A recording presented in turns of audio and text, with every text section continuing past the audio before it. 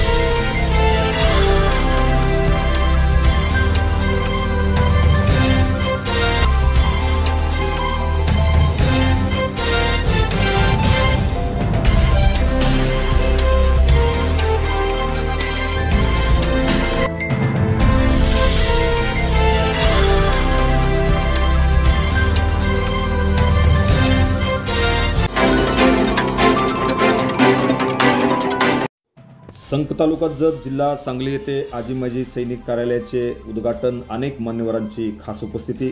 संक तालुका जत येथे आजी माजी सैनिक संघटना संक डिव्हिजन संक या कार्यालयाचे उद्घाटन सोहळा विविध मान्यवरांच्या हस्ते संपन्न झाला।